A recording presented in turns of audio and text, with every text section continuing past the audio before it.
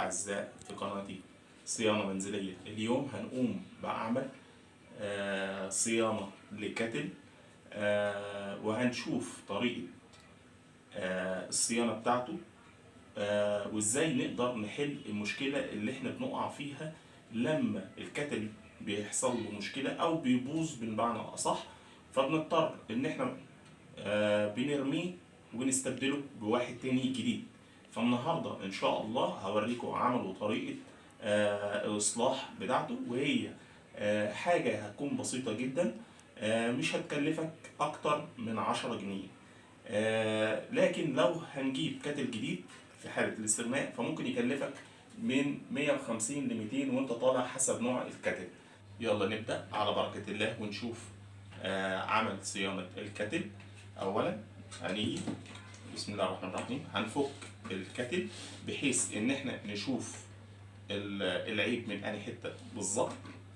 هنيجي هنفك الكتل. تمام.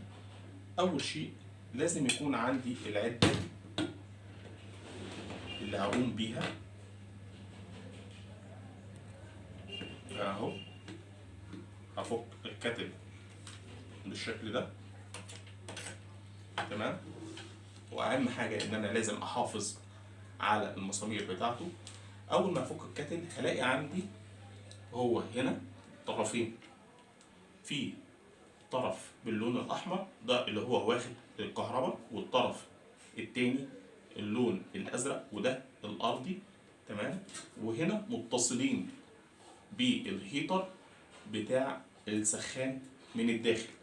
اما هنا ده القاعده اللي بتقوم بيها عمليه التسخين. هنيجي هنا اهوت،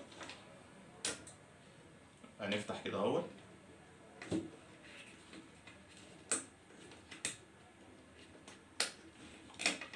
هنلاحظ هنا في مفتاح زي الريلي كده اهوت، هو اللي بيقوم بعمليه التشغيل.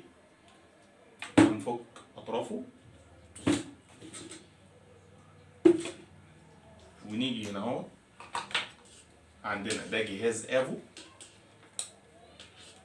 ده بيقيس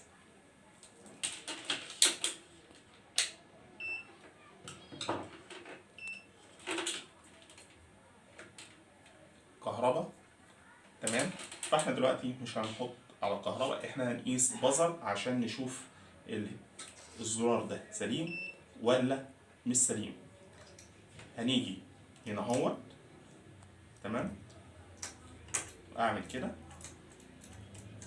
هنا اهوت بزر، نعمل تاني كده. معانا الابو هنقيس دلوقتي. تمام. اصبح ان كده اهوت في القفل والتشغيل مش شغال. تمام. طب هنعمل ايه في الحاله دهيت؟ طبعا القطعه ديت تمام هي بتتباع في محلات الكهرباء المتخصصه ليها في شارع عماد الدين، او عند بتوع قطع غيار السخانات والغسالات، متوفره عندهم، وهي ثمنها ما تزيدش عن 10 جنيه. انا جبت لكم واحده تانية اهي. تمام. نفس الشكل نفس الموديل. هنقوم قبل ما نركبها هنشوف كده مفيش حاجة. كده اصبح ان الكونتاكت اللي هنا تمام، اما بالنسبة لهنا الكونتاكت بتاعه من كتر التشغيل والغليان اصبح ان هو لا يعمل. هنقوم دلوقتي احنا تمام بتركيبه. تمام. هنيجي هنا اهوت، هندخل الاطراف بتاعتنا اللي هي متواجده وهنفك.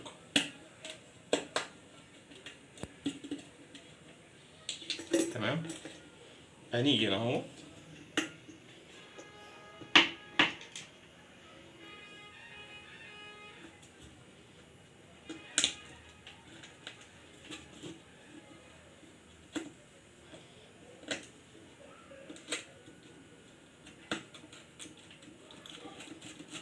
بتثبيت الريلي بتاعنا اهو زي ما انتم شايفين.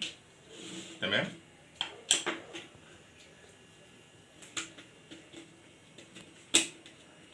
وهنثبته زي ما انتم شايفين كده اهوت.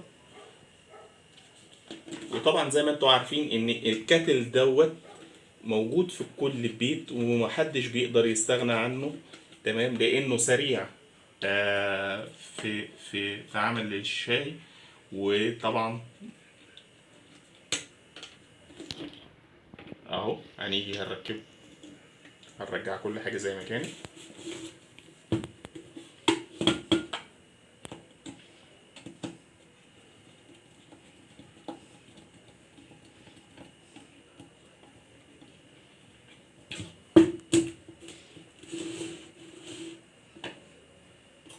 تمام كده اهو.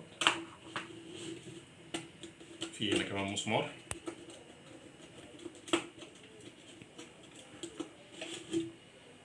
تمام. هنرجع الغطا بتاعه.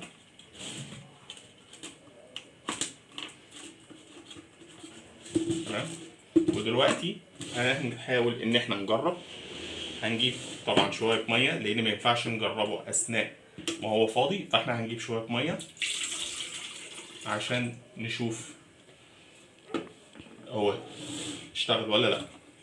هنيجي هنا هنقول بسم الله الرحمن الرحيم. هنلاحظ هنا اهوت ان الكاتل اشتغل. تمام. وهنستنى طبعا عليه فتره فاصل لحد ما الميه تغلى ونرجع لحضراتكم تاني. زي ما انتم شايفين هنبدا بسم الله الرحمن الرحيم. هنلاحظ ان لمبه الباور بتاعت الهيتر اشتغلت والسخان شغال بعد تغيير القطعه التالفه في الكاتل. تمام. هنلاحظ ان هو البخار بتاعه الكاتل كده فصل. اصبح ان احنا هنشوف ان هو كده شغال تمام الحمد لله. وبكده احنا الحمد لله كده نهينا حلقتنا، وان شاء الله نكون عند حسن ظنكم. اصدقائي الاعزاء لو عجبكم الفيديو ما تنسوناش لعمل لايك وشير واشتراك في القناة وتفعيل زر الجرس يوصل لكم كل جديد. معكم اخوكم محمود المصري.